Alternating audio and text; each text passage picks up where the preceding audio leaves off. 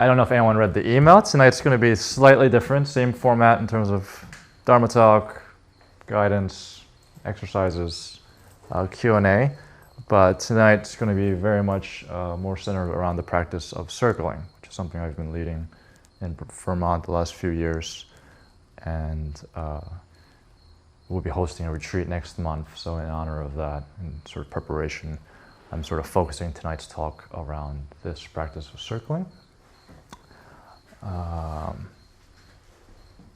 And I believe in the email I wrote something like attention is love. That we often use words like compassion and love.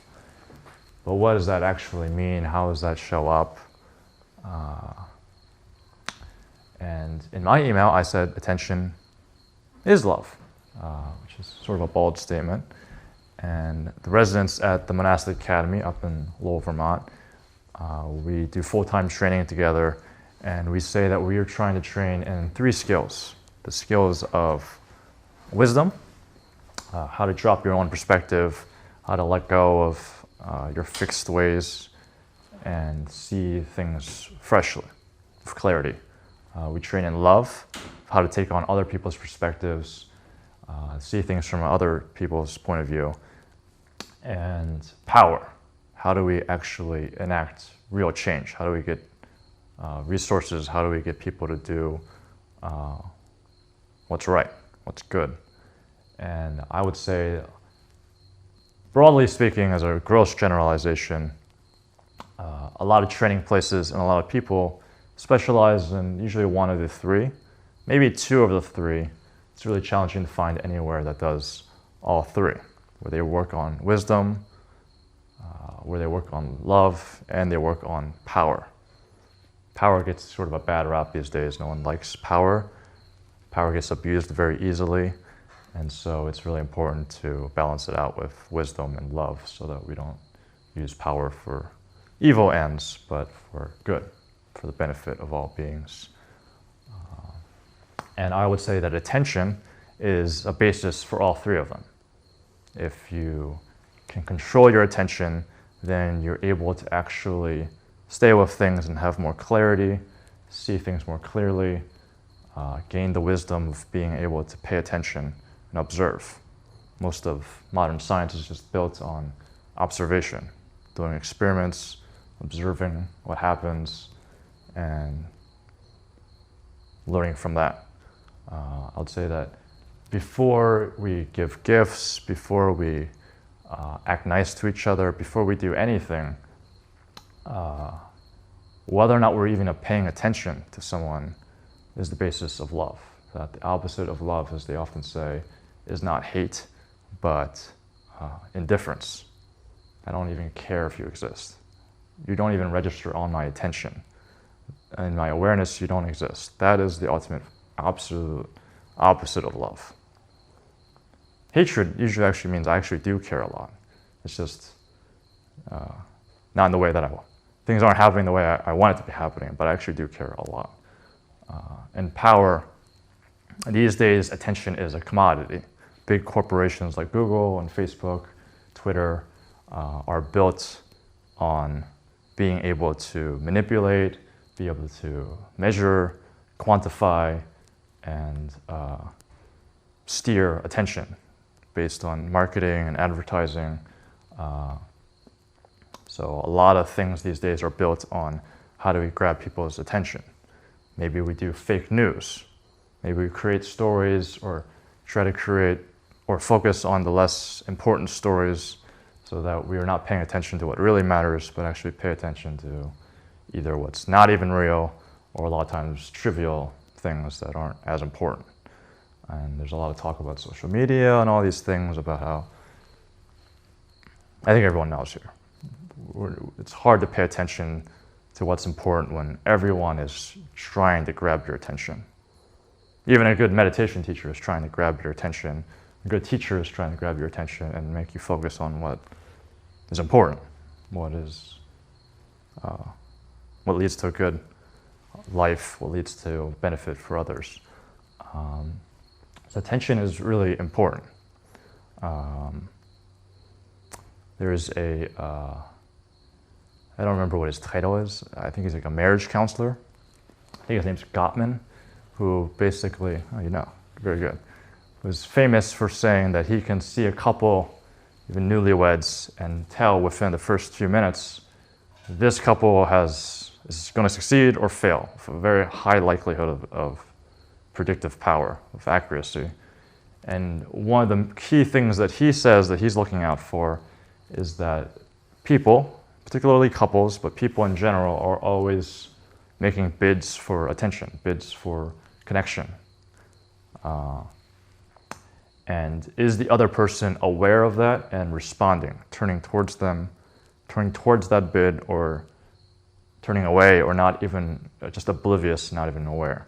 It could be something very mundane and simple, like someone's reading a newspaper and they say, oh wow, look, the bridge is under construction. I'm not going to be able to make it into work. I have to leave. It's going to be hard to get to work.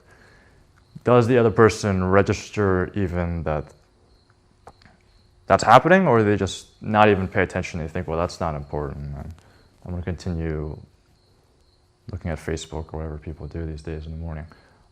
Or someone says, oh, look, there's a beautiful blue jay. Does the other person turn and look at the blue jay too and comment, or do they just go, who cares about blue jays? I'm really busy right now. I'm trying to solve something. And he says that you can sort of watch couples and see what is the ratio. How often do they turn towards the other partner and give their attention and respond? And how often do they turn away or not even aware of it happening? And based on that ratio, you can really predict, is this couple going to make it? Because people that aren't paying attention we're always subtly asking for connection, subtly asking for validation, asking for help, asking for support, asking for recognition, wanting to be seen, wanting to be heard. And it's corrosive if others aren't seeing you, aren't hearing you, when we're not seeing and hearing other people. It's corrosive to the relationship. So attention is really important. And so one of the ways that we use mindfulness is the practice focusing. How can we focus our attention? How can we pay attention to what we want to pay attention to? There's obviously a lot of biological and social and cultural programming that will automatically steer us in ways that are sometimes helpful and sometimes not so helpful, sometimes mature and sometimes not so mature. And one of the Sunday sits, I'm going to lead a talk on this great cultural anthropologist I love named Ernest Becker, who wrote a book called Denial of Death back in the 70s. And he talks about how when we're children, he's getting this a lot from like psychology and stuff, but when we're children, we're completely reliant on our caregivers, on our family, on our tribe, on our parents to survive. There's a physical dependency as a weak, powerless baby that you need to rely on your caregivers to even survive. But as we get older, it doesn't just become a biological thing, it becomes this social thing. There are social behaviors that are okay as a child to do, and there are social behaviors that are not okay to do. When we're at a movie theater, you can't be crying out loud during the movie. It's not okay. When we're out to eat at a restaurant, it's not okay to shout and bite other people. I was recently hanging out with my niece in Seattle, and it was the first time I actually met her because my brother was living in Korea for many years, and only in the last year did he move back to Seattle. And, he moved back to the States. This was the first time he was living in Seattle. And I was sort of watching the kids, and there's like a 7-year-old and like a 4-year-old and like a 6-month-old. And the two older kids were playing with a ball or something, and the younger one really wanted the ball and couldn't get it, and so she bit my nephew.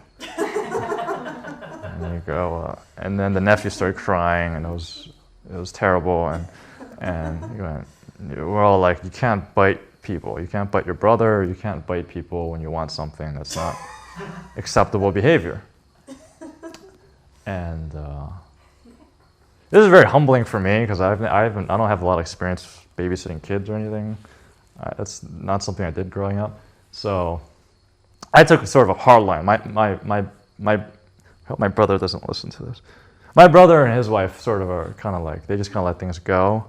And I was like, it's not okay. She needs to learn the lesson that you're not supposed to bite people. So I got the ball and I want to give it to her. And I looked her in the eye and I was like, you cannot bite people.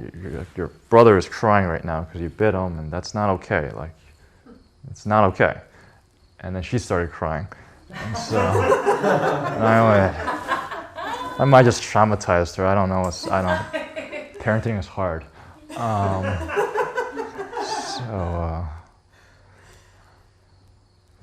So there's social behaviors that we cannot do.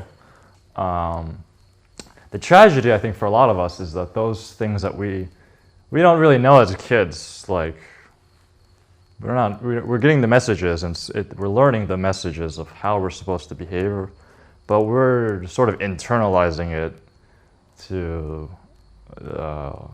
sort of irrational, just sort of behaviorist, kind of like an animal training kind of thing. And so when we become adults, we often get stuck in these patterns, and a lot of times we now feel like we constantly almost have to perform, and oftentimes have habit patterns of how we relate to each other, how we ask for love and support, and the ways that we feel like we can't ask for love and support, the ways we feel like we can express or can't express how we're feeling. All these patterns are both instinctual and biological and cultural and related to family of origin and all these things. All these patterns we acquire over the years of how we relate to ourselves and how we relate with each other. For a lot of us, build up as kids and into adulthood and maybe beyond. It's kind of tragic. Ideally, we want to be free, we want to be liberated, we want to meet each moment and each person fresh and clear and new. And yet oftentimes what actually we find is we're enacting the same old behavior, even sometimes when I might be, those times when I know this is a pattern I'm doing and yet I still am doing it. Those kinds of things happen. And so I was very drawn to this practice with circling, which I discovered very randomly in New York City one weekend. And my initial experience wasn't very good because I was very upset the first day and sort of spoke very harshly to the facilitators of, you're being irresponsible and you guys don't know what you're doing. And I was being very vocal. And but it turned out to really change my life. And it was after that weekend that I actually applied to join the Monastic Academy. I got a lot of clarity on some of my habit patterns and saw very clearly what was holding me back from some of the things I really wanted to do in my life. And so circling is sort of an interpersonal, relational meditation practice form. It's done in a group. It can be done one-on-one, just two people, but oftentimes it's done in a group.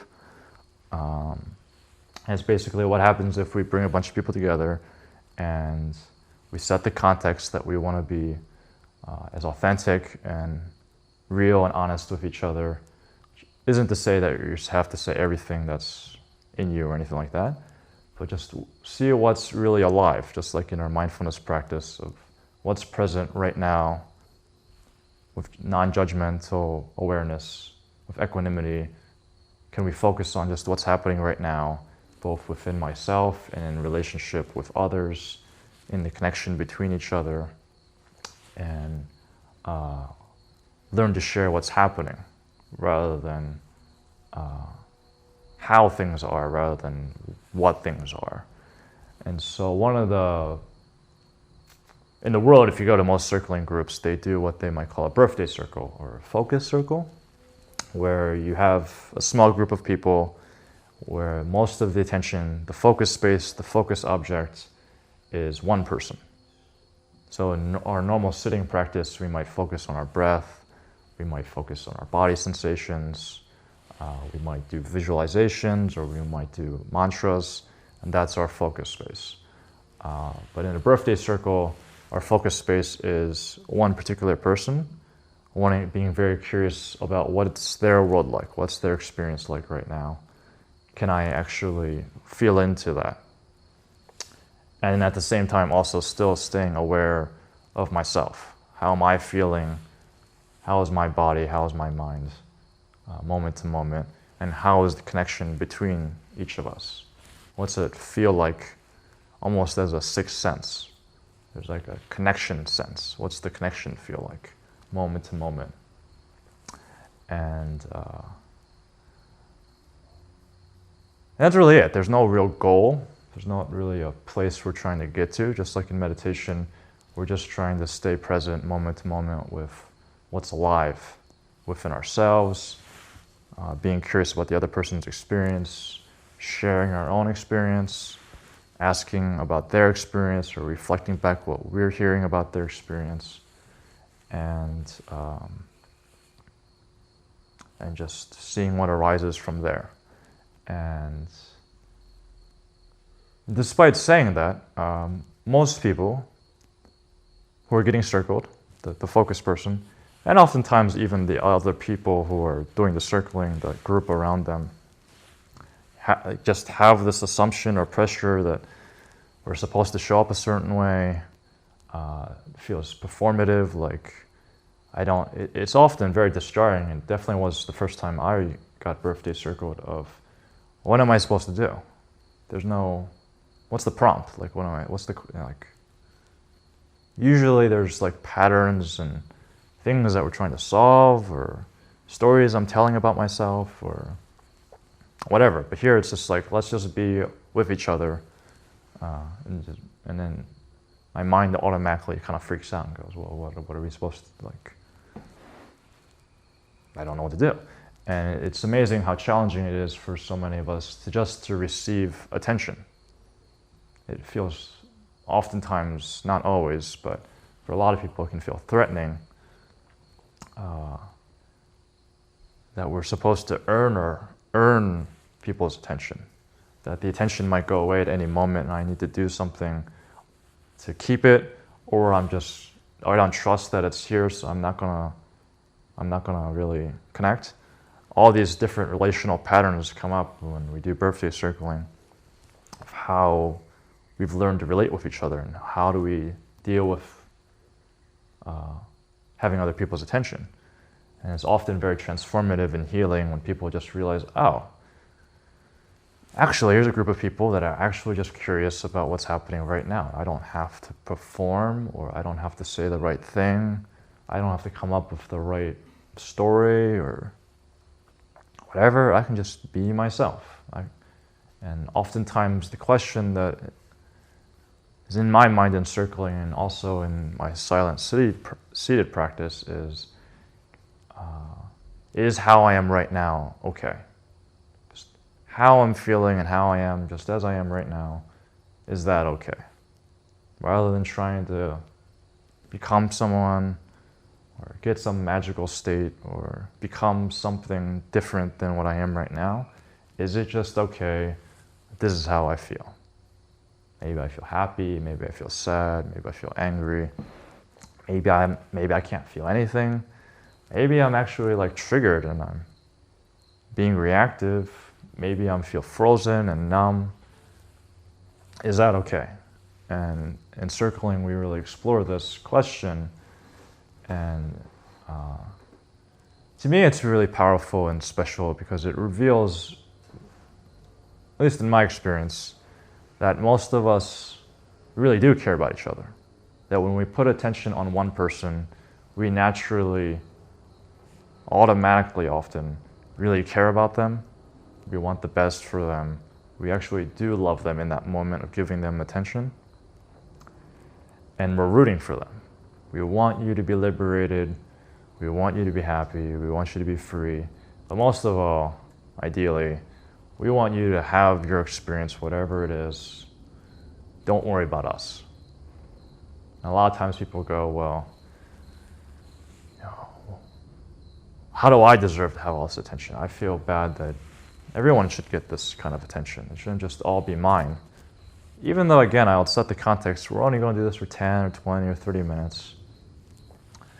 This circle is the focus object is on you. You volunteered to be in this position. It's okay.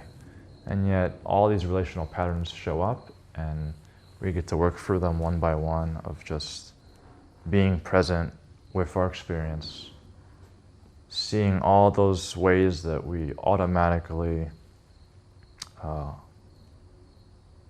relate to each other and relate to ourselves in our own experience. And then all the projections and the trigger and the reaction, we get more and more clarity. I know a lot of times when I first began doing circling, I worried and talked to my teachers about what happens if I feel like I'm projecting on someone I don't know. I don't want to ruin someone's experience by projecting on them, and then they get defensive or something, or they feel hurt or unseen. And they just said, you just do it, and it'll get cleared up through the practice. And similarly, when we're meditating and we're having something come up that we don't like or we don't want to experience, we say, oh, if I let this in, then it's going to ruin my concentration or something. But in reality, if we're trying to have equanimity with whatever our experience is, then we just include everything. And the clarity comes when we're willing to accept and bring everything in. And then we can discern and get more and more clarity because we're allowing everything in, rather than subtly holding some of our attention, some of our energy towards resisting things. Instead, we're just letting everything in, and then all of that concentration power, all of that energy can be focused on just staying, seeing, hearing, feeling whatever is present right now.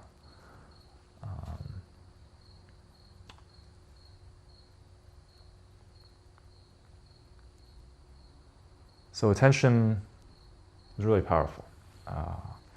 Both in our meditation practice, what we pay attention to is what gets protected, it's what gets perpetuated. So if we pay attention to our habit patterns, if we give energy to our immature coping mechanisms, those are the things that will continue on. But luckily we have the practice of meditation, and in my case I really like practicing the art of circling so that we can learn how to pay attention in other ways, to relate more authentically, to relate more from vulnerability, to relate more from what's happening in the present moment with equanimity and clarity. And when we do that, we can unravel the patterns that we've been living our lives in and get freedom to practice new ways. And oftentimes, it's very helpful to be in a community like this with others who are also practicing that, so that we can lean on each other, get support from each other to do this kind of practice. And particularly in circling, it's very useful to me that we can sort of almost get support from almost a group supply of concentration and equanimity, so that when I'm unstable or unable to stay with something, someone else can just lovingly, supportively stay in it with me. And slowly and gradually, I can also learn to have equanimity with whatever the experience I'm having trouble with. Or likewise, it can be very hard to concentrate on my own, but when I'm with others and it feels like, oh, I couldn't concentrate for myself, but now that I'm in a relationship with someone else doing this practice, it's like my concentration and your concentration are linked, and I don't want to let you down, so I'm really going to concentrate. And that happens on a pre-verbal social monkey level, I don't know, primate level.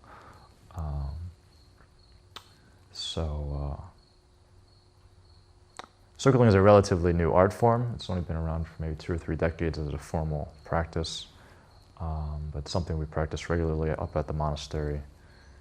maybe 2 or 3 times a month, and we'll be doing a retreat next month. And I also lead workshops in Burlington occasionally. So tonight, we're going to do some circling. Usually we'll do silent, seated, guided meditations. First and foremost, I would say that you're not required by any means to do any of the activities I'm going to introduce tonight.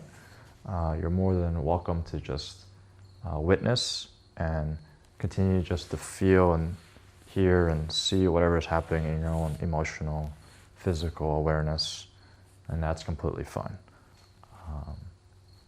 One of the big things to me in circling and in meditation is that all the guidance are just pointers, or just fingers pointing at the moon.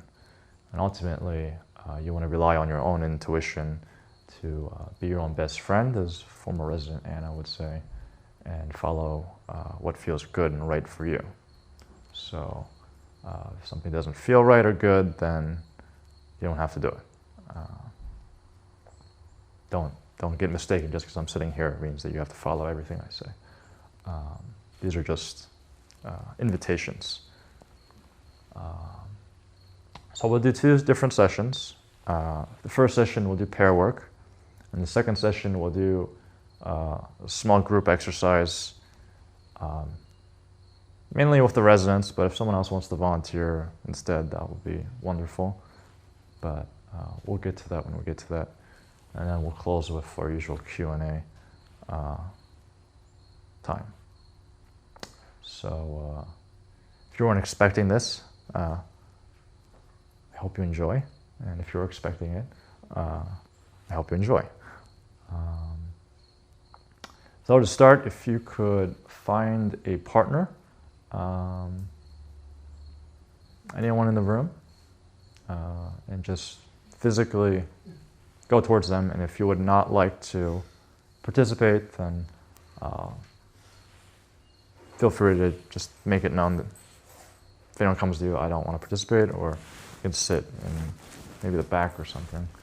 And everyone that's participating should maybe come in the first 2 inner circles.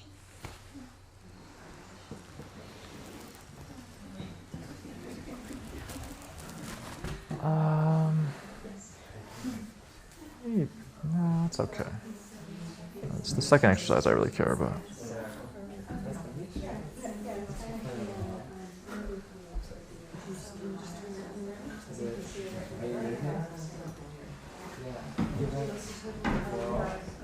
So it's your first time. Yeah, that's fine.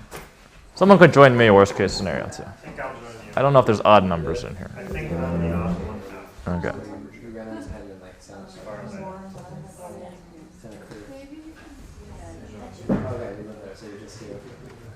So feel free to introduce yourselves, exchange names. Do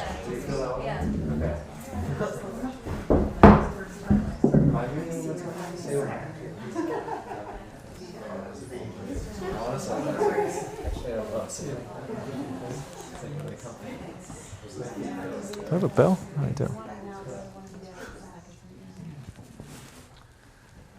So after you've introduced yourself to each other, come into silence and just enter good meditation posture, upright and relaxed. You can either close your eyes or just look downward. So for now, we're not connecting with our partner. And just see what's alive for you in this moment right now.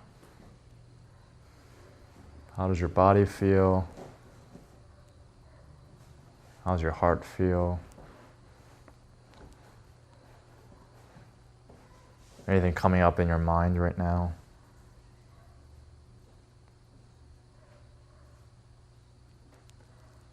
However you're feeling, or however this being is showing up, is completely fine.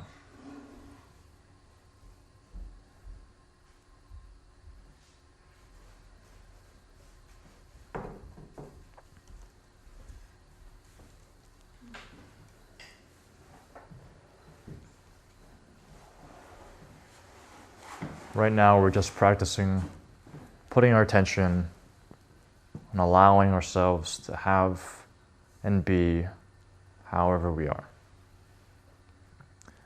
That might be peaceful, that might be a struggle. In any case, we're practicing just being mindful of how does it feel in my body, how does it feel in my heart, what's alive for me right now.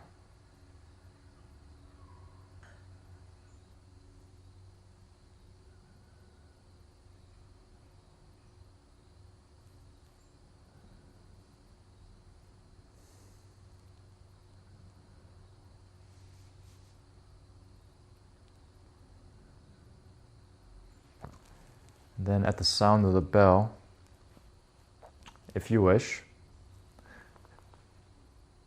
the invitation is to open your eyes and make soft eye contact with your partner. It's not a staring contest, so there's no need to keep eye contact. But if you can, you can dance on the edges of keeping eye contact. It's okay if you feel the need to laugh or look away or close your eyes. But in any case, we're keeping silent eye contact. And just continue to be mindfully aware of what it's like in your own experience. Not needing to do anything for your partner, not needing to figure your partner out or anything like that. Just what is it like to see and be seen right now with the silent eye contact.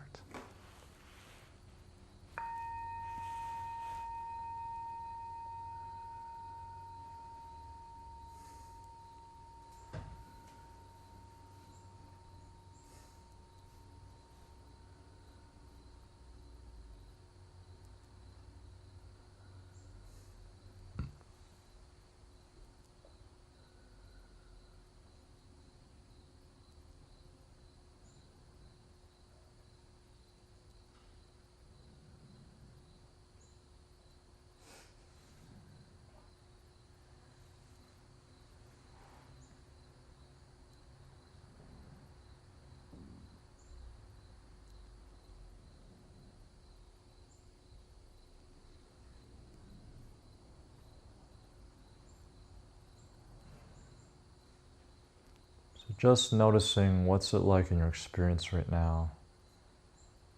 Maybe there's a lot of energy, maybe there's dullness, maybe there's a sense of openness and warmth, or maybe there's a sense of guardedness and armor.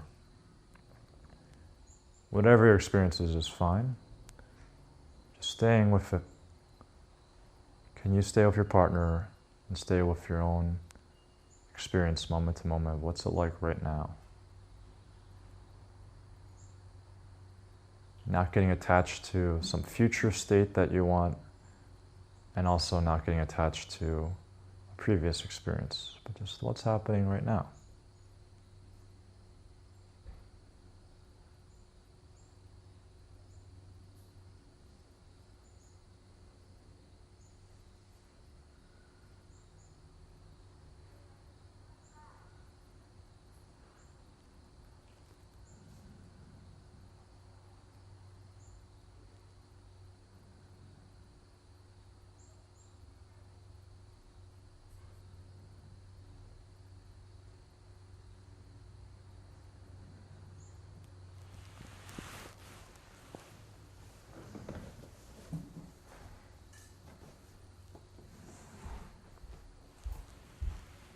Great.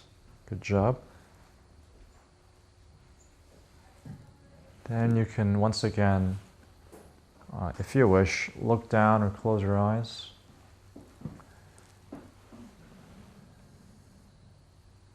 Oftentimes we don't really make eye contact with each other. I personally think on birthdays and celebrations we should just look at someone silently rather than forcing them to give great speeches. That's just me. So for this next exercise, we'll introduce some verbal communication if you want. It's okay to also stay on the nonverbal, silent eye contact or just silently being with yourself. But if you want, you can introduce this level of speaking. And so we'll be using the sentence stem of I notice or I'm noticing. What are you noticing? You're going to share whatever you're noticing in your own experience in terms of what are you feeling, what are you hearing, what are you seeing, what are you thinking for yourself. So you can notice, I feel a little tight in my left shoulder. I notice, I feel like I really want to know what it's like for you right now. I notice I'm starting to think about the future and I'm getting self-conscious that you can tell.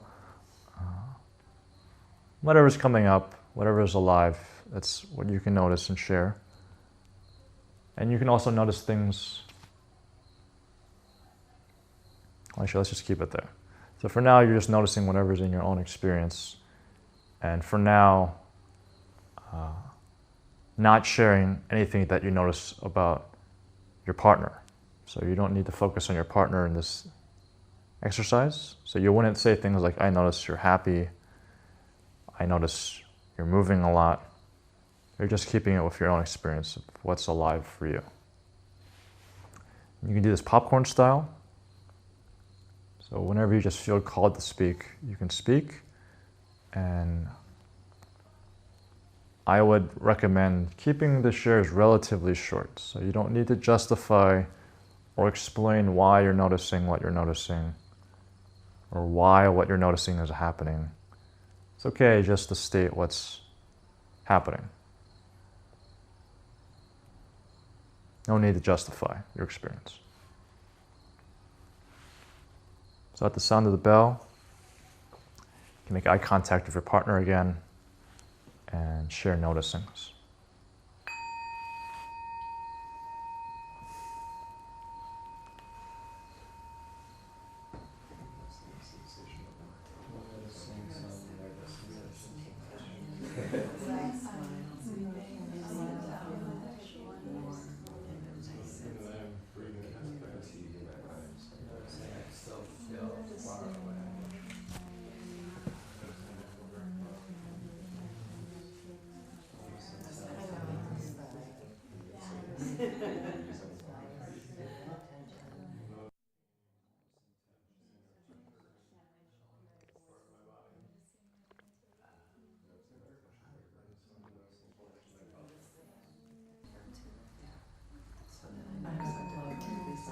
So you can finish your share if you're in the middle of a share, then come back into silence.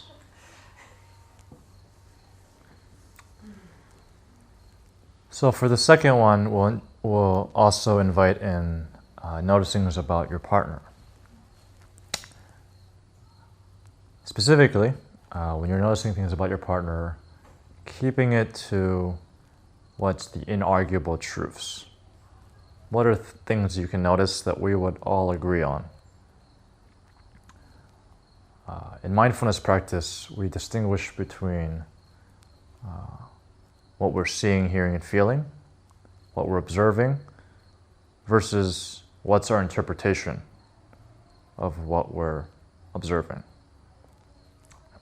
In this case, you could observe your partner is smiling.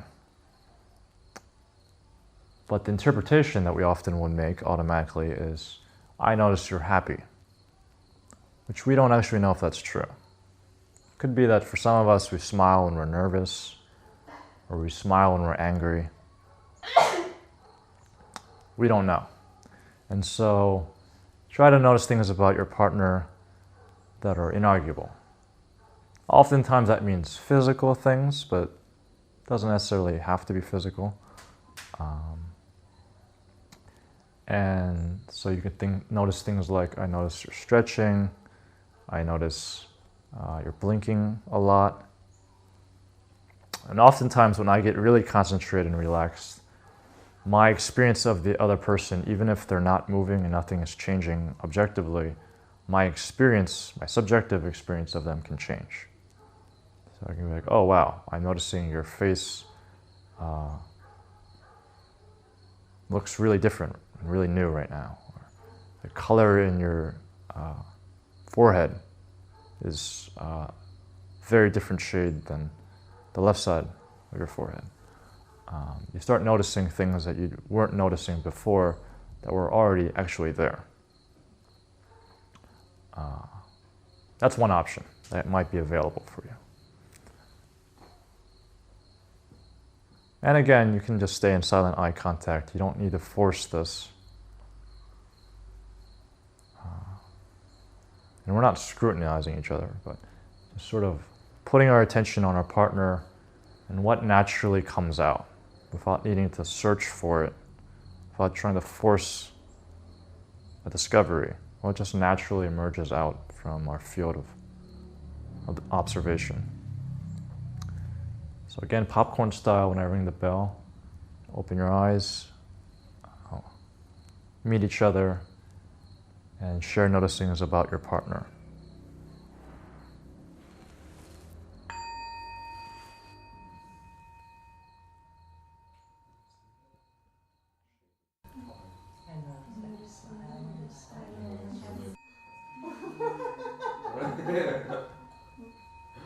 Gradually coming back to silence.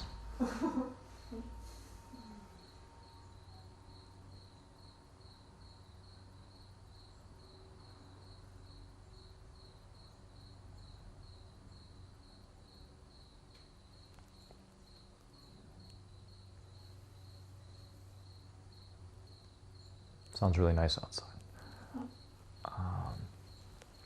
So for this next exercise, we'll introduce a new layer where we include into the connection the interpretation layer that we were excluding in the last few exercises. We do this here by using the sentence stem, I imagine. So you can pair this with the noticings. For example, saying something like, I notice you're smiling, and I imagine you're feeling happy right now. Or I notice you're moving a lot, and I imagine you physically feel uncomfortable right now. I notice you turned away, and I imagine you were bored by what I just said. So in this way, we're including the story, the narrative, the projections, the interpretations and assumptions that we naturally automatically do. Our minds are always trying to make sense of the world, and that's okay. It's a very helpful skill to be able to predict and understand the world around us. But here we're explicitly stating that this is our story about what we're noticing. And then the other person has the option, if they wish, to confirm or deny and clarify. That was, I'm feeling really happy right now, or no, actually I feel no scared. Or not say anything at all. You don't even need to address it. And just continue with the exercise.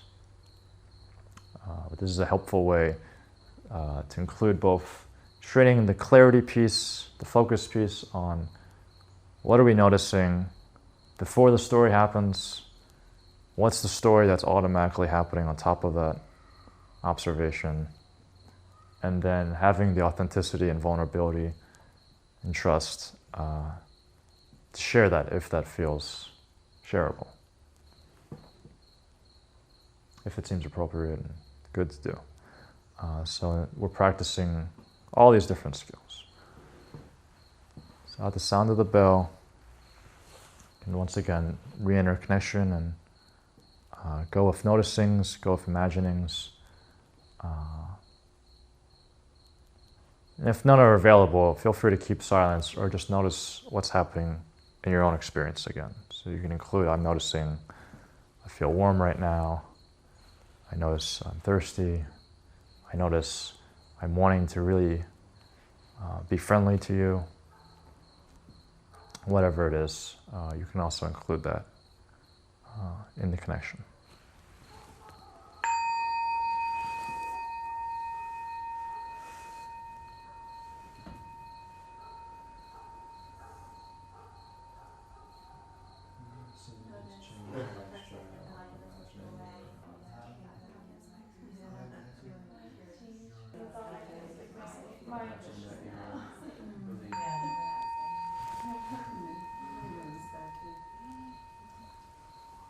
Great job, everyone.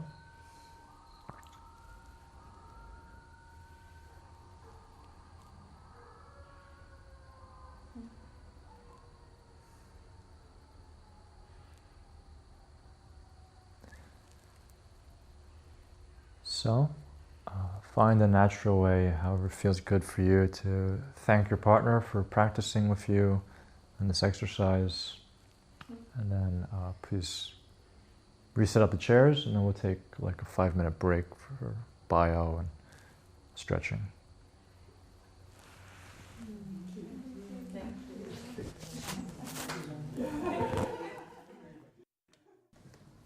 I've talked about circling before at the Sunday Sip. This is the first time we're ever going to do a birthday circle as far as I know. We've never done that before in this setting. Are you calling it a birthday circle? Birthday circle, yeah. Yeah, like happy birthday. Yeah. Oh. Yeah. Who's saying that? Oh, you said that. Yeah. Right, happy birthday. Happy birthday. Okay, happy birthday. Okay. Yeah. That's the first time you're circle, right?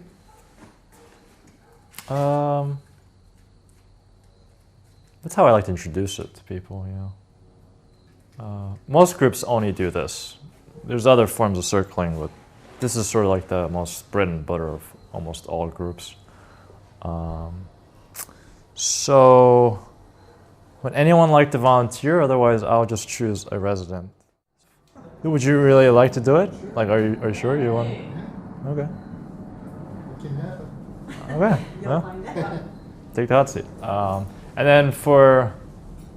Would it be okay if it's recorded? Pardon me? Would it be okay? That's fine, yeah. Great. And then residents, if you want to come closer to here, and anyone else, if you want to join in. Otherwise,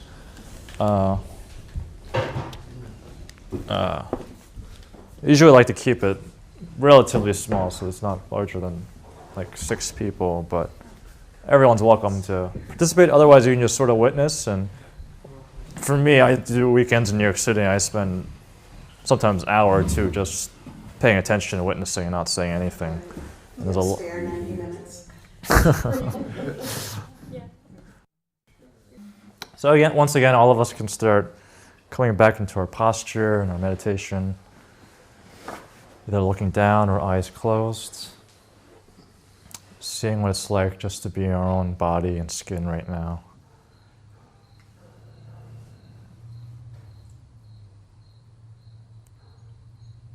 Both in our meditation practice and in circling, the question is around trusting our experience, allowing whatever experience we're having right now is the experience we're having right now.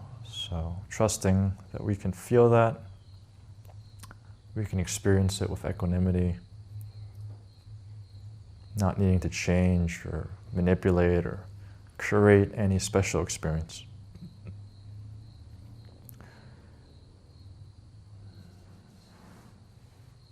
So maybe there's joy, maybe there's nervousness, maybe there's relaxation, maybe there's tension. Maybe it's changing very rapidly, and maybe it's not changing at all. In any case, all of that is fine.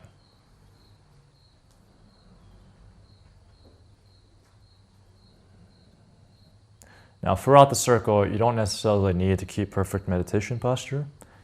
When I do circling, I like to more allow the auto-spontaneity nature of my mind and body to move and change as it feels appropriate, it feels right, it feels good. So I would really trust that information and allow yourself the freedom to move and do what feels good. So for the next 20 minutes or so, we're going to explore Tim's world. What's it like to be with Tim? Both being very curious and open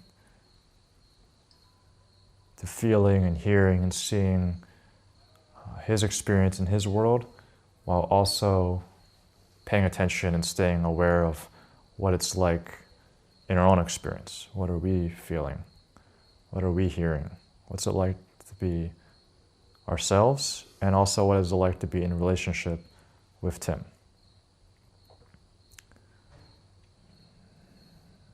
We can ask questions, we can reflect, we can mirror, we can just share what's coming alive and whatever we're noticing in our own experience.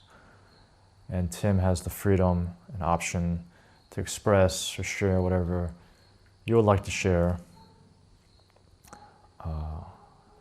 But overall, we're trying to stay in the present moment, seeing just what's alive right now.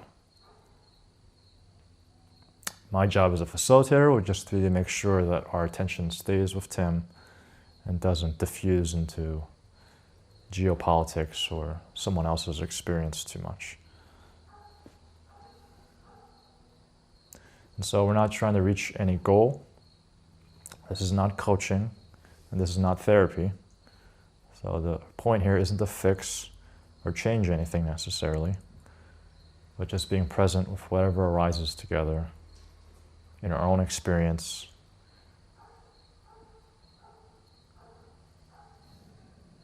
It's almost like Tim, we're going to the country of Tim.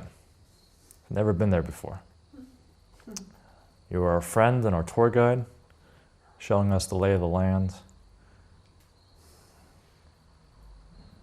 And we'll just assume we don't know anything. Don't know what we're seeing. Kind of looks familiar, kind of looks similar to the buildings in Burlington, but I really don't know.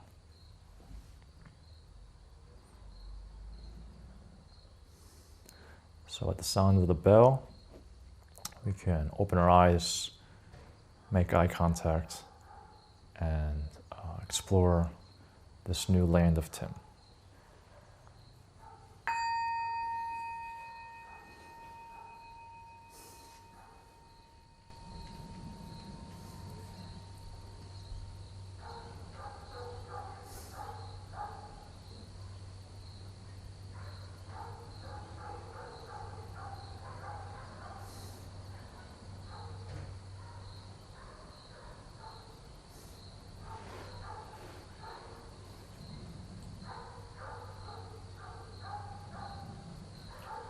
Noticing that your hands and feet are twitching a little bit, and I'm imagining that you might be feeling excited and curious. May I speak? Yeah, please. Yeah,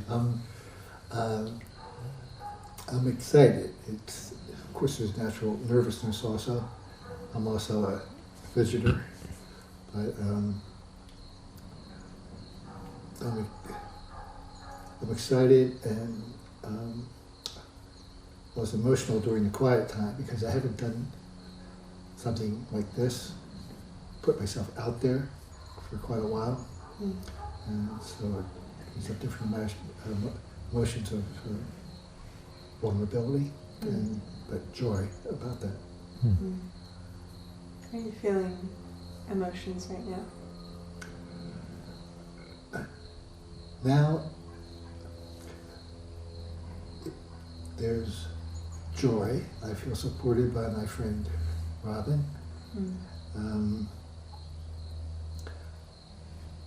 I noticed during the quiet time that when they said we're going to get to know Tim's life, there was a little bit of judgment around, well, there's not much great going on in Tim's life now. I felt a little bit of, not shame, but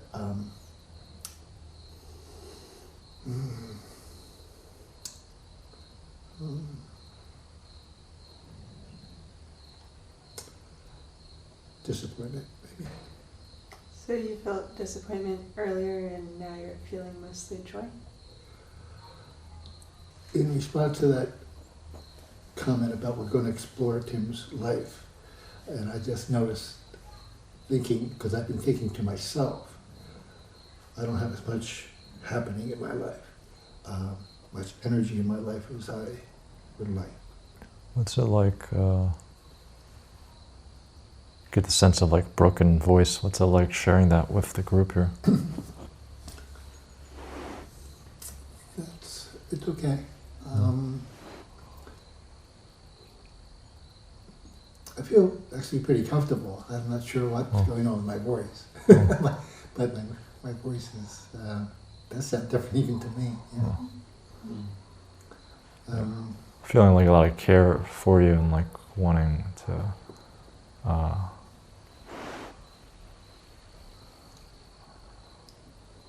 I don't know, it's smooth to say that. I didn't understand what you said right there. I just wanted to share that I was feeling care for you. And, Feeling a lot of softness and care and like a wanting to be supportive and reassuring. I'm just noticing a desire in myself to be able to see your eyes. Oh. I can take my glasses off, I won't see you too well, but either way is fine with me.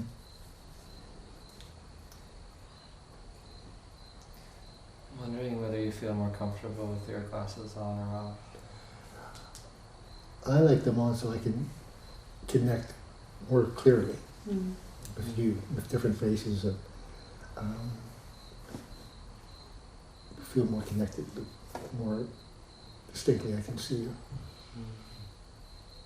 I'm glad that you expressed that and feel good about you putting them back on.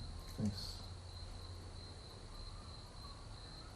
I'm thinking of the time I did a seminar years ago, and they were rather adamant that I was hiding behind my beard.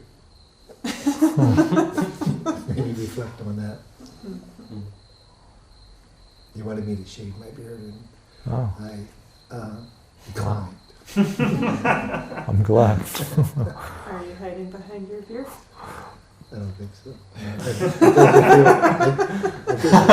If so, I've been hiding for 46 years. Noticing color in your cheeks. Noticing your eyebrow just went up on the one side.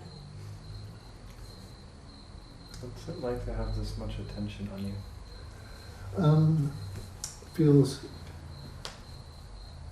invigorating. It feels like I'm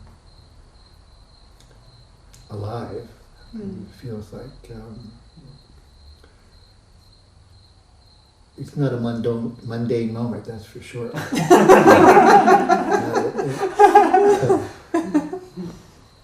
How is that showing up for you? Do you feel like energy in your body, or is everything really vivid, or how's that? I feel like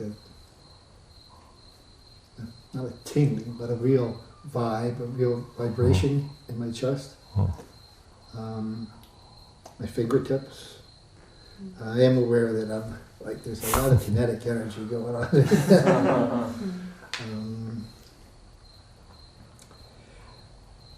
And I'm aware how much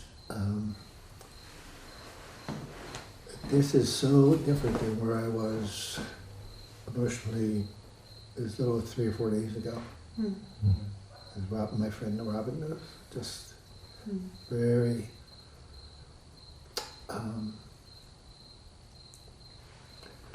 so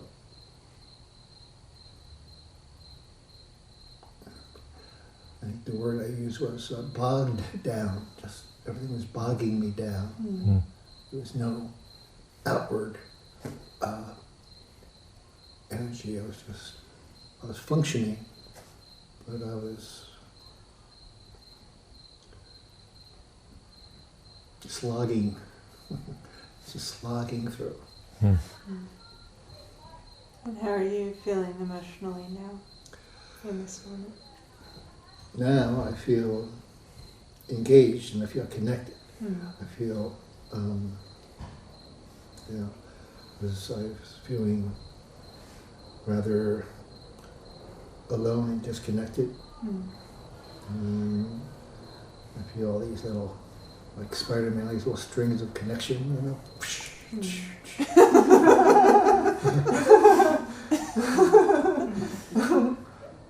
I enjoyed that a lot. I feel engaged and connected with you too. Yeah, I feel like when you said the phrase, my friend Robin, it just like brought a lot of warmth to my heart. Yeah, she's a dear one. Mm. She's the reason I'm here. So I'm curious what it's like having one group of people closer and then one group of people farther away. it's definitely because I felt like I hadn't gotten to engage the four people in the back specifically as the people here, and also that is because probably they haven't spoken as yet, but I I hadn't intentionally. gotten around the circle as far as connecting Yeah. with people, but I was looking forward to doing that. I intentionally designed it so that you wouldn't have to interact with as many people. But Good. This is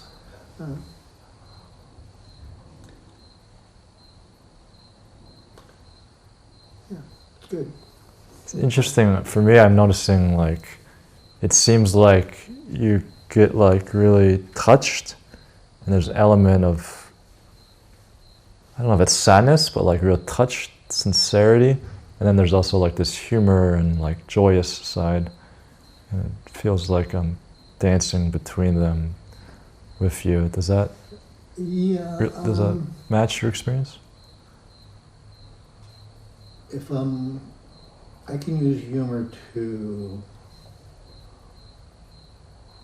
sometimes gloss over things, because I'm aware that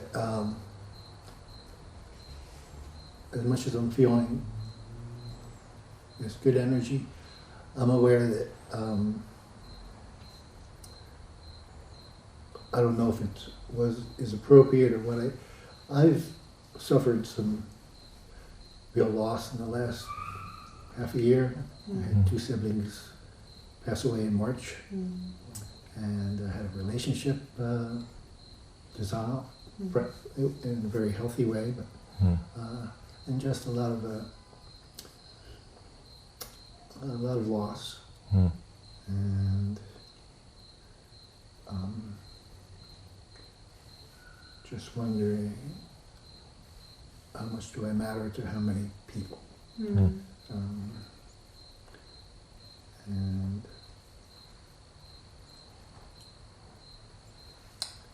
Right when you said that, I just felt like I was wanting to tell you that I care about you. And I felt like all this like tingling going up inside of my spine. What's it like hearing that?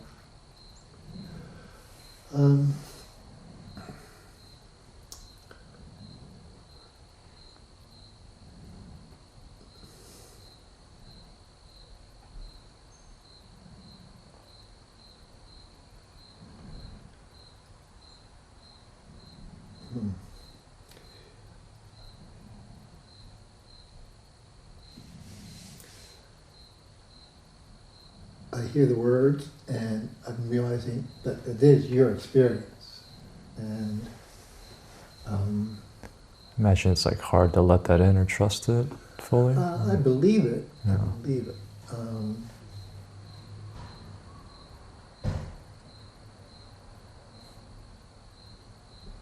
But I don't know. Just see what's going on in here.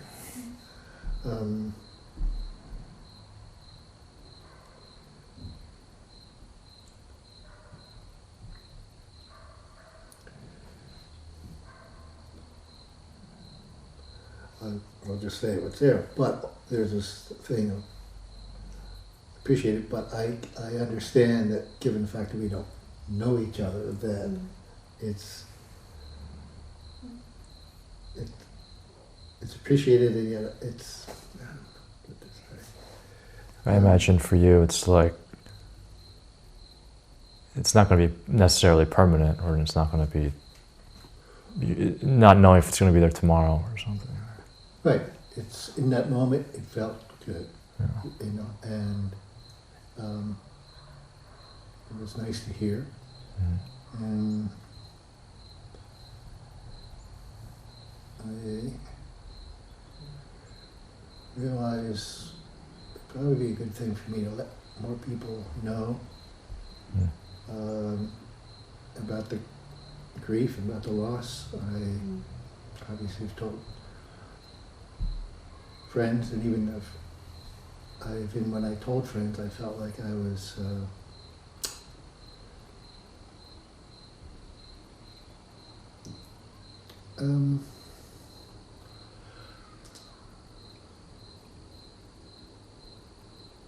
I felt like almost selfish because I wasn't giving him the fun, humorous Tim. Mm-hmm. And so I would tell them in very short order, say, but that's enough. I'm okay. That's enough. Something I have to deal with personally.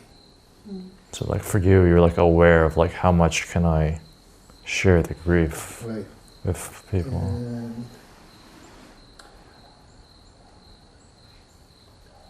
And you sort of balance it out with like the fun, humorous right. side too.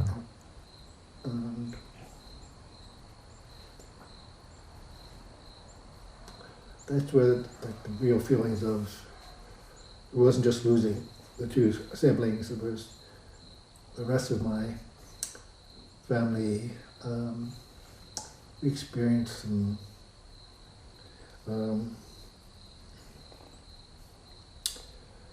there were hurt feelings, and there was animosity around the whole situation. Mm. Again, like, see, here's where I'll say I don't need to go into details. Sure. But I felt a loss of nephews who I felt very, very close with, and Yeah. who I now feel very less so. Yeah.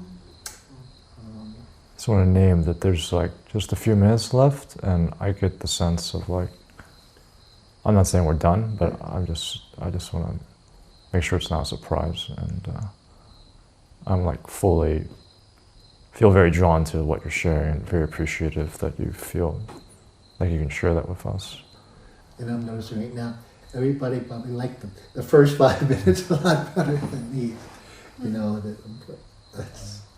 Well, I feel like I actually know you really, like I feel like more connected with you now than I did before. Yeah. Mhm. I feel very similarly. Like life is messy, and I like that you didn't need to just show me the happy, fun side of Tim. It's funny, and I feel like a much less complicated, like, doesn't have to be a mask. Just like this is what's happening, and that's okay. And I appreciate that. Yeah, I felt really connected with you the whole time, but in particular when you started going deeper and sharing the things that that you just shared might sound uninteresting. I felt very connected with you that whole time.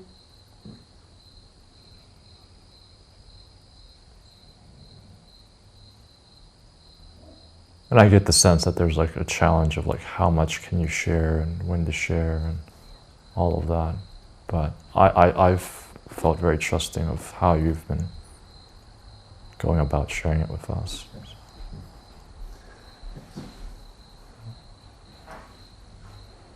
Feels good.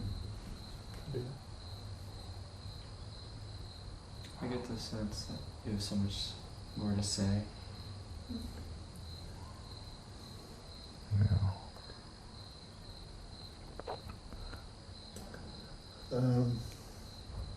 It probably is. It's probably... I find myself in a dilemma because I do want to honor the time stuff we did, and normally I would do these much longer. I understand. And but I also really want to honor like how it feels like a gift for you to share what you've shared. It's a gift to us to receive that as well. So. Thank you. Thank you for that chance.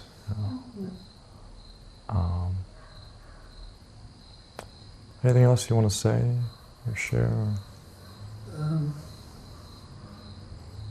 No, it feels good. It feels good. Complete. I mean, no, it's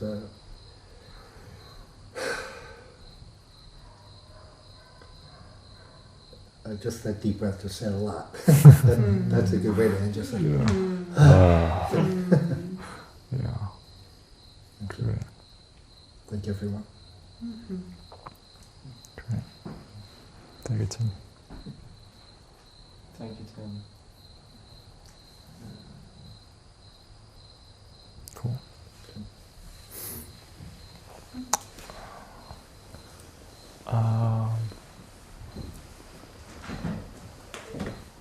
Thanks everyone for riding along. Maybe I'm going to reposition our chairs and then enter the last stage here. Okay, so welcome back everyone. So it's always a challenge because I feel like I can always stay in a birthday circle for like hours. And it never quite feels fully cooked. But here we are.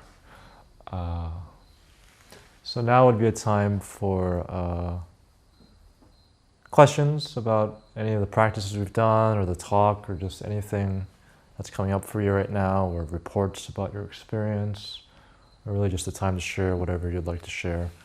The next 20 minutes or so. Happy to answer or listen to whatever you have to share. Sure? Peter, I know that you have a lot of experience with circling. I'm wondering if you have any suggestions or tips or strategies that you use when you're like on the outside of the birthday circle, when you're like helping the circle, and kind of reflection strategies, or anything that you do in yourself to like help lead the circling and kind of. Yeah, that's a good question. I guess the first thing would be, before the circle ever starts, is, do I want to circle? Because if I don't feel like emotionally or physically, mentally in a good place, or I just don't actually feel like circling, it usually doesn't go well when I do it anyway. So people have asked me, could we do some circling right now? And I have to set a boundary of, I'm actually exhausted and I don't think I can show up very well right now, so I can't do it right now. So it's good to just check in for myself of, is this something I feel capable of doing or wanting to even do? Or do I feel like, or am I just doing this out of a sense of like obligation, or doing it fully for the other person, which is useful sometimes, but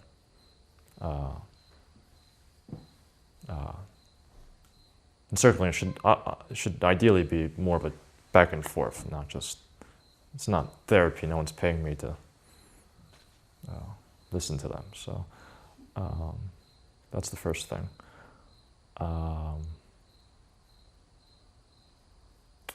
Reflections are really good. I'm trying to incorporate more of it, and I think a lot of people I see could reflect more. I've seen my teachers reflect 90% of the time. Sometimes just literally say the same thing back to the person, and it works really well. Another thing that I think tends to be a sticky point, definitely for me, and I think for a lot of meditation people, and definitely people that are more service-oriented, is being sure to share my own experience.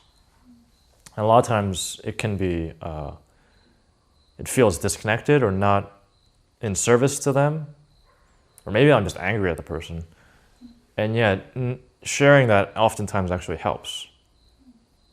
I have a lot of theories on why that is.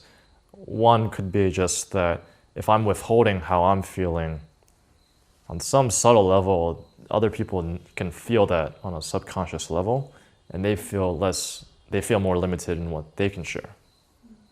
And so there's a lot more degree of freedom I'm introducing when I can share, oh, I'm noticing right now I'm really frustrated with you and I don't know what to do about it. Suddenly there's a lot more freedom of, oh, we can bring that into the circle. That's allowed.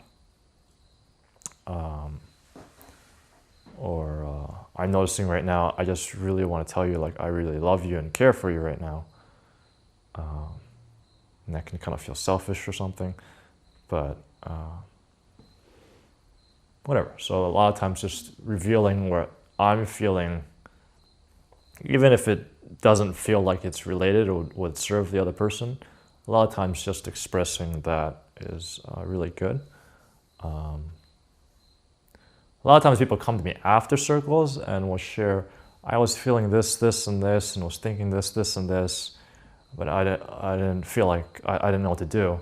And I usually just say, that's the perfect thing you could have shared. That would have been really great if you shared that during the circle. Maybe next time, just share that, whatever's coming up for you.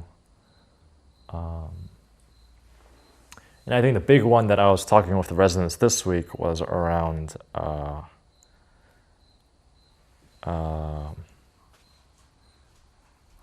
really tuning in with the other person. So it's like we're not necessarily having the same experience. The point isn't necessarily to have the same emotions or the same thoughts or anything like that, but we're both sort of reading from the same book. We're not in two separate books commenting to each other what we're reading, but we're I'm reading their book. So when I introduced the exercise, I said something like, we're going to go into Tim's land. We're going to enter the world of Tim.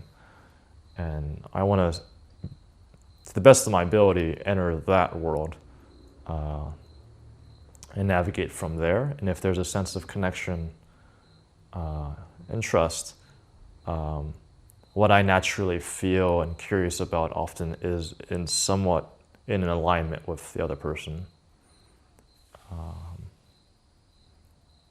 A lot of times just being honest. Sometimes I just going, I don't know what to do right now. Or, well, we need to end because we're supposed to do Q&A at 6:30 and I don't want to end, but we have to end. Sorry. And then just bringing in, sort of in Shinzen, he always talks about when you have distractions, you just recycle that into your technique. So if you have leg pain, recycle that into your technique. If you're having distracting thoughts, recycle that into your technique. And so in circling, whatever's happening, just recycle that into the circle, whatever that might be.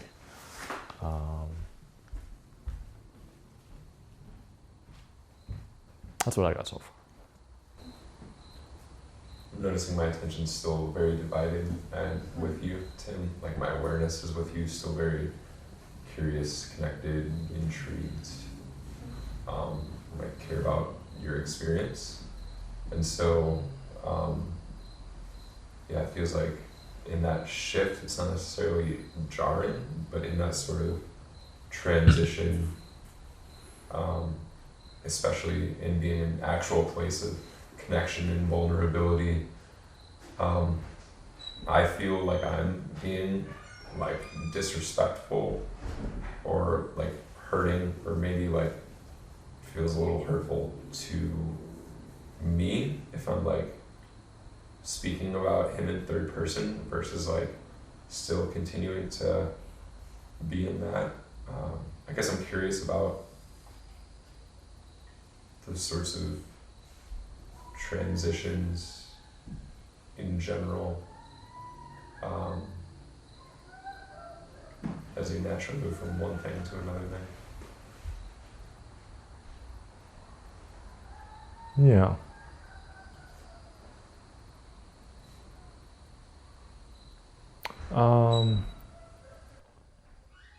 Well, a few different things. When I lead circling in Burlington or elsewhere, I usually don't have discrete blocks. If we're going to do this, and then we're going to do this, and we're going to do this. The format's much more looser and open, so I can sort of dynamically do whatever seems appropriate for that time. Um,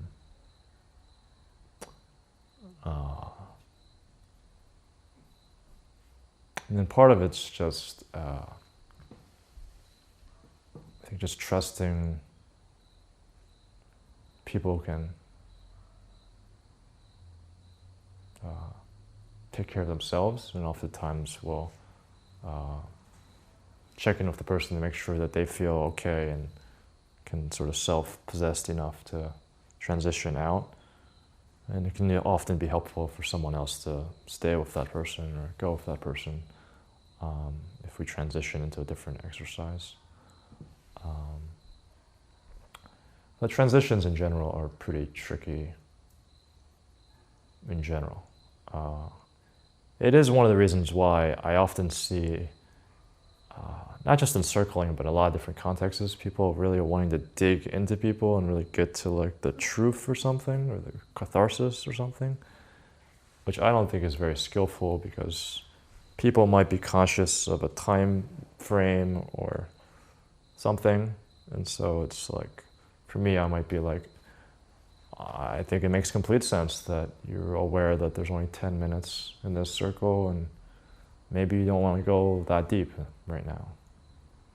That's fine.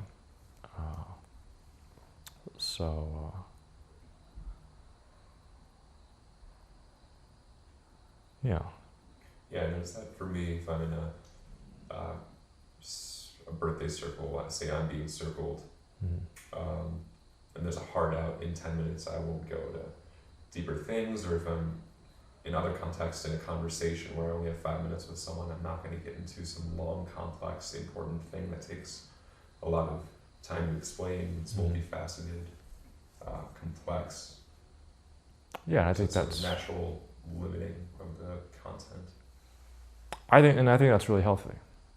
I think that's, ego gets a bad rap in Buddhism, but I think that's a healthy thing of the ego, to go, well, what can I take right now? What makes sense? And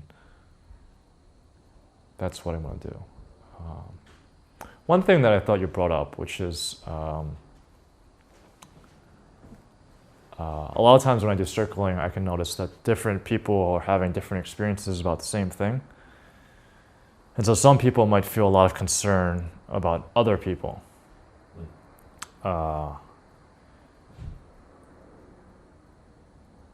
And usually my invitation is for people to check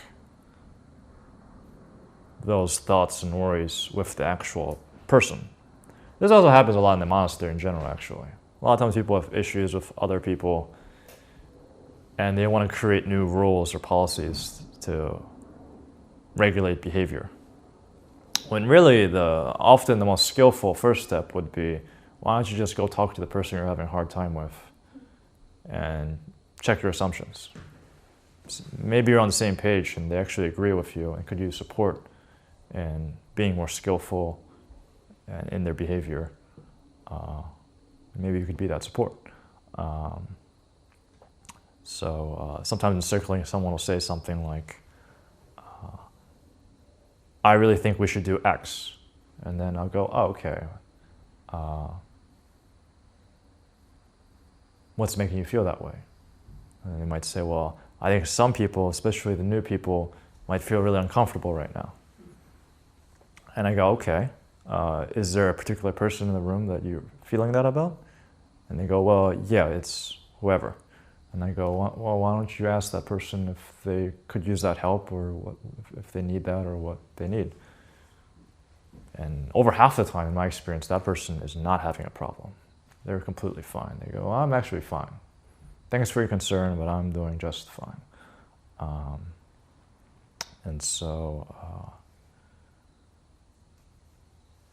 Oftentimes for me, it's the challenge is just checking my reality and inviting other people to check their interpretation of what's happening with the reality of asking someone else what's their experience like right now. And sometimes they could use help, and it's good to ask, but maybe it turns out the support they need is different. Maybe they actually want to hide away and what they really need is actually to go in a different room with just one other person, or actually just be by themselves. But they feel like they can't be by themselves because they'll be abandoning the group or something. Whatever it is. And so it can be useful just to check and see, do you need anything? And if so, what do you have a sense of what that might be? Is this helping? I don't know if I answered your question, but.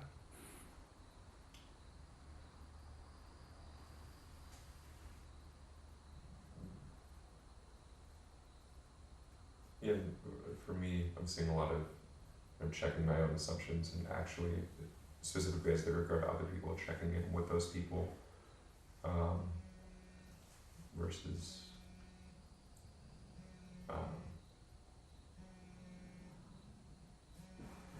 paying attention. Sorry. Yeah, it makes me think of examining my own assumptions and how I should behave according to those in a different context. Yeah. That is helpful. Yeah.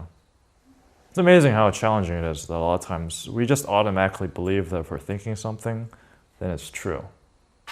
So I just have the thought. This actually happened once. So I'm the teacher right now at the monastery. So we start the mornings with chanting at 4:40 in the morning. And so I was in the main room, the chanting hall, at 4:40 in the morning, and no one else was there. And so my interpretation was, I don't know what's going on. This has never happened before. Everyone is late. Everyone is supposed to be here, already seated and ready to chant. Something is wrong. 5 o'clock rolled around, still no one was in the chanting hall, and I'm going, wow, I have to like really lay down the law, or do I have to make a new rule, or like, I don't know. Something, how am I going to address this when people finally show up? Maybe I should start banging on doors or something. That's not my job to do, but no one else is here.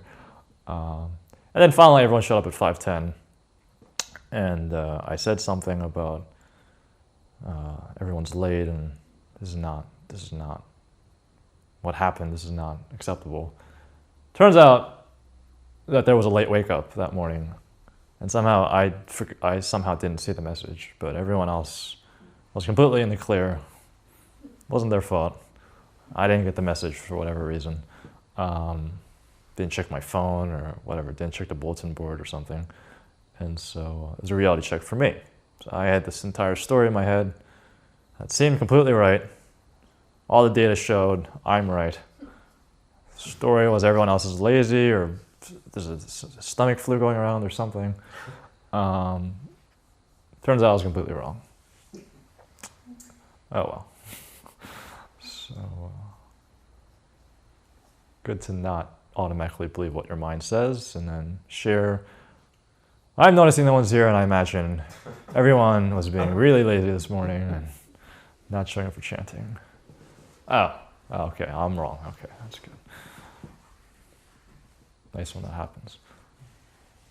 Yeah. So I noticed in the circle, when we were doing our dyads, Mm-hmm. there was a script, Mm-hmm. a way off script in the circle. Is that? So when we do circling, there's not really, we just throw out the sentence. We don't really use sentence stems, or we don't, the structure is a lot more looser. Okay. It's more of like an improv dance rather than these are the steps of, we're going to do this specific dance of these steps. It's more improv, and we use the noticing and imaginings, and there's a lot more other sentence stems that we could play with. But those are all just sort of tools that we could pull out to use. But we can make up new tools. We can pull from other modalities we know. It doesn't even have to be verbal. So that was intentional in terms of... You said it was intentional? Yeah, in terms of... when I do circling, the way I like to look at it is Shinzen talks about how our bodies like to feel comfortable and our minds like to understand. And so when I introduce circling, I like to do a gradual build-up where we start with low complexity, low levels of discomfort, silent eye contact. There's still a lot of content happening. There's still a lot happening, but we're not doing verbal. There's only one other person, so the level of complexity is relatively low. The amount of bodily discomfort is relatively low. Then we add in verbal speech, more complexity, more discomfort. Now we are adding on stories and interpretations and eventually desires and movement and other things. So it gets increasingly possibly complicated and increasingly potentially uncomfortable. And then you have a group where there's multiple people. Where do I put my attention as the person sitting here? Where do I put my attention? Do I want to answer this question actually, or do I not like this? Should I just tell them I don't like this question, or should I just answer it anyway? A lot more complexity, a lot more discomfort that can come up, and a lot more joy, and a lot more freedom, and a lot more exploration that's also possible. Oftentimes there's a limit where the level of complexity and discomfort starts feeling maybe a little overwhelming or out of control. And then the group ideally can shift and learn how to ride, sort of lower the gears and ride that more skillfully. It's kind of like a meditation. If you meditate for 5 minutes, well, all of us can sit for 5 minutes and have a relatively decent time. And then we do like 20 minutes, and we go, okay, now I'm starting to get antsy. You go for like an hour, and suddenly it's like kind of torturous. You do a whole retreat, and then it feels like by day 2 or 3, you're like, I need to get out of here. This is terrible. This is the worst thing ever. And then by day 6 or 7, it's often like, I don't ever want to leave. Why doesn't everyone just be in perpetual retreat? If only we could all do a retreat, the world would be solved. So in a microcosm, that would be great if it happened in a circle, that sort of transition and transformation. Or it's not mandatory, but it just feels like you named something that could happen respectively in a circle. Yeah, it's not mandatory at all. That can happen a lot of times, which is why I like having a more fluid time to sort of find where are the milestones that feel good to end. Nope. Circle, two things that kind of keep standing out to me, the circling, like even though I wasn't participating, it just hearing like so many things I could relate to makes me feel less alone, and also hearing people say things that I disagree with, like when Tim's talking about how he assumed we liked him more in the first 5 minutes, where I felt that was like not the case at all. Can you clarify that point right there? Did you feel more connected at the end, or? Yes, I did.